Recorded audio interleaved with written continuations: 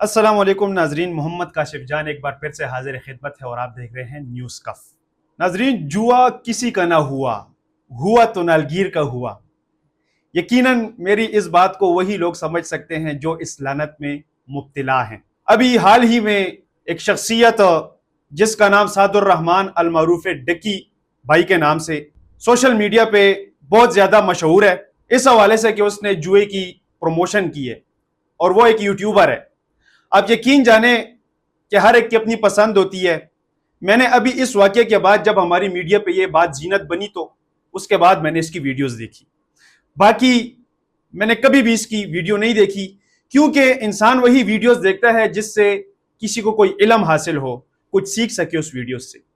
تو میں ان باتوں میں نہیں جاتا، میں پہلے بات کر لیتا ہوں اس نے جو جوئی کی پروموشن کی ہے تو اس پر کون سے دفعات لگے ہیں اور یہ شخص کون ہے۔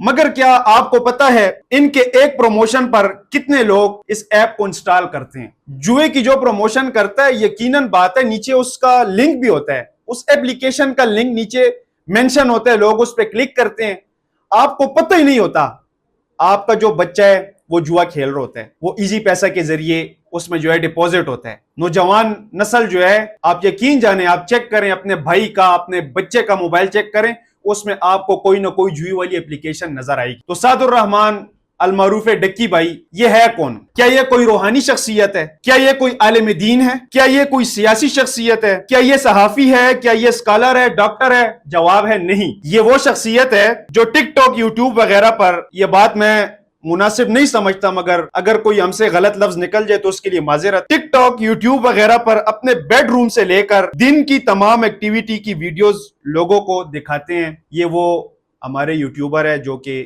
ویلوگر کہلاتے ہیں۔ ویلوگنگ کا مقصد یہ نہیں ہوتا ہے کہ آپ اپنے گھر میں بیٹھ کے اپنے گھر کی جو چار دیواری ہے اس کا تقدس پامال کریں اور ویڈیوز بنائیں، تو اس کو ویلوگنگ نہیں کہتے ہیں۔ ویلوگنگ میں آپ صحافتی ویڈیوز بھی ڈال سکتے ہیں، ویلوگنگ میں آپ اسلامک ایشوز پر بھی بات کر سکتے ہیں، ویلوگنگ میں آپ عالمی سطح پر جتنے ایشوز ہوتے ہیں اس پہ بھی بات کر سکتے ہیں، سیاسی ایکٹیویٹی پہ بات کر سکتے ہیں، ملک میں کیا چل رہا ہے اس پہ بات کر سکتے ہیں۔ یہ نہیں کہ آپ اپنی دن کی جو ایکٹیویٹی ہے وہ لوگوں کو دکھا رہے ہیں۔ لوگ، نوجوان نسل آپ سے کیا سیکھے گی؟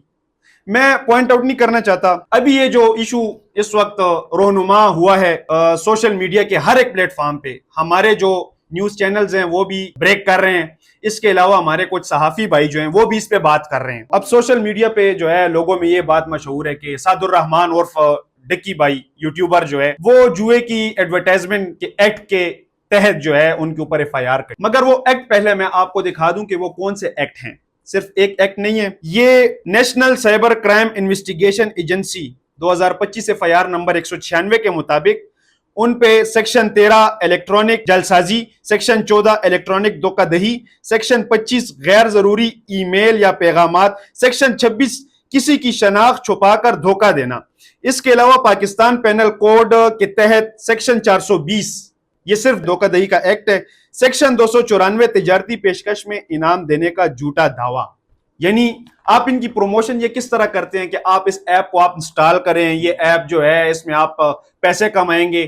آپ یقیناً آپ فیس بک پہ دیکھیں، آپ ٹک ٹاک پہ دیکھیں، ڈیلی بیسس پہ اس طرح کی ڈیلی بنیاد پہ ایپس جو ہیں وہ لانچ ہو رہی ہیں اور وہ اپنے اشتہارات چلا رہی ہیں۔ اس نے جس پلیٹ فارم کی جو ہے اس ایف آئی آر میں جو ذکر کیا گیا ہے تو اس نے B9 game, bat 365، 1x bat اور بائنومو، یہ ایپس ہیں، اس نے اس کی ایڈورٹائزمنٹ کی ہے اور یقینی بات ہے فی سبیل اللہ نہیں کی، کچھ نہ کچھ جو ہے انہیں ملے ہوگا تو اس لیے اس چیز کی پروموشن کرتے ہیں۔ ڈکی بھائی میں آپ کو نہیں جانتا، میں پہلی بار میں نے آپ کی ویڈیو دیکھی ہے اور آپ نے جو بھی کیا ہے، اگر آپ یہ بات کرتے ہیں کہ بھائی فلاں بھی جوئے کی ایڈورٹائزمنٹ کرتا ہے، فلاں یوٹیوبر بھی کرتا ہے، فلاں ٹک ٹاکر بھی کرتا ہے، تو یہ جو ہے آپ سراسر غلط کہہ رہے ہیں، کیونکہ قانون کے شکنجے میں جو بھی آ گیا تو وہ عبرت کا نشان بنتا ہے لازمی۔ اور دوسرا یہ بھی سننے کو آیا کہ ڈکی بھائی جو ہے وہ ملک سے فرار ہونے کی کوشش کر رہے تھے، اسی دوران جو ہے ڈکی بھائی کو پکڑا گیا ہے۔ اب جو اس کے اوپر یہ ایف آئی آر کٹی ہے تو اس میں ہر ایک ایکٹ کا میں آپ کو بتا دیتا ہوں کہ اس میں سزا کتنی ہوگی۔ الیکٹرانکس جعلسازی کی جو سزا ہے وہ ہے 3 سال قید، 10 لاکھ روپے جرمانہ یا دونوں۔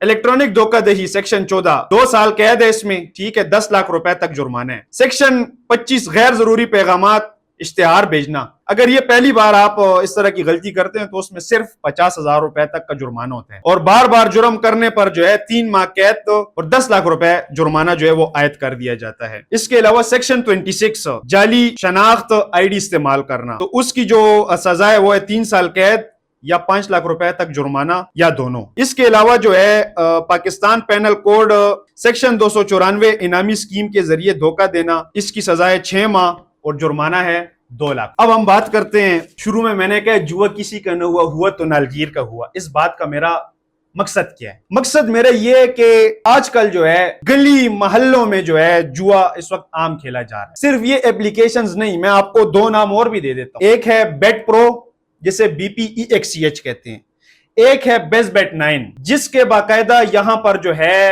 بوکیز بیٹھے ہوئے ہیں، وہ اس کو چلا رہے ہیں، ان کو آپ جو ہے پیمنٹ سینڈ کرتے ہیں، وہ اس کے بعد جو آپ کو پیسے ڈال کے دیتے ہیں۔ تو جوا ایک ایسی لعنت ہے کہ اللہ تعالیٰ نے اس کو ناپسند فرمایا ہے۔ اللہ تعالیٰ کہتے ہیں کہ جہاں پہ جوا ہوتا ہے وہ زمین میری نہیں ہے، اللہ اس زمین سے انکاری ہو جاتا ہے۔ تو ہمارے اگر ڈکی بھائی جس طرح بھی ہے، آپ نے کلمہ تو پڑھا ہے نا، مسلمان ہے نا، تو کس طرح آپ جو ہے اللہ کے احکام کی خلاف ورزی کر رہے ہیں۔ اچھا، آپ کی ویڈیوز سے کیا لوگ سیکھتے ہیں؟ کیا میسج آپ لوگوں کو دیتے ہیں؟ اچھا، آپ اتنے فیمس ہو گئے، چلو آپ کو لوگ فالو کر رہے ہیں، تو کیا آپ لوگوں کو اس طرح کے پیغامات اس طرف آپ لے کر آئیں گے لوگوں کو؟ تو یہ آپ کو ضمیر کس طرح اجازت دیتا ہے؟ مجھے تو میرا ضمیر اجازت نہیں دیتا نا۔ مجھے تو یہ بات گوارا نہیں لگتی ہے کہ میں اپنے پاکستانی کو اس غلط پلیٹ فارم کی طرف لے جاؤں جس میں اس کا نقصان بھی ہو اور اسلام کے خلاف بھی ہو۔ تو اس وقت ڈکی بھائی آپ نے جو کچھ بھی کیا ہے، اس وقت قانون کے شکنجے میں آپ، اور بالکل آپ کو سزا بھی ہونی چاہیے قانون کے مطابق۔ ہم اس بات کے بالکل خلاف ہیں۔ ہاں، اگر آپ بے گناہ ہوتے یا آپ کے خلاف کوئی ثبوت نہ ہوتا، کوئی آپ کے خلاف پرچہ دے دیتا، تو ہم آپ کے لیے جو ہے اپنے ہر چینل پر ہم آپ کے لیے آواز جو ہے وہ بلند کریں۔ مگر آپ نے غلطی کی ہے تو غلطی کی سزا بھگتنی پڑے گی، اور اس کے بعد ذرائع کے مطابق جتنے لوگوں نے بھی یہ ایڈورٹائزمنٹ کی ہے ان ایپس کی، ان کے خلاف کارروائی ہونے جا رہی ہے۔ تو آپ یہ نہ سوچیں کہ جو بچ گئے وہ بچ گئے، نہیں، سب کے خلاف کارروائی ہوگی، بھرپور ان کو قانون کے کٹہرے میں لایا جائے گا۔ اور دوسرا، ریاستی اداروں سے میری یہ درخواست ہے کہ آپ ان ایپس پر نظر ثانی کریں۔ سوشل میڈیا پہ اس کی ایڈورٹائزمنٹ بہت زیادہ ہو رہی ہے، اس پہ آپ زیادہ سے زیادہ بین لگائیں۔ جب تک آپ اس پر ایکشن نہیں لیں گے، بین نہیں لگائیں گے، تو یہ چیز جو ہے عوام میں عام ہوتی جائے گی، اس کی روک تھام جو ہے پھر ناممکن ہو جائے گی۔ ایسے آپ کسی شخص کو پکڑ لیں یا اس کو اندر کر لیں، اس کے اوپر پرچہ، تو وہ چیز تو آپ بنیاد سے نہیں ختم کر رہے ہیں نا، تو آپ اس کو جو ہے بنیاد سے ختم کریں۔ اسی کے ساتھ اپنے میزبان محمد کاشف جان کو دیجیے اجازت، والسلام۔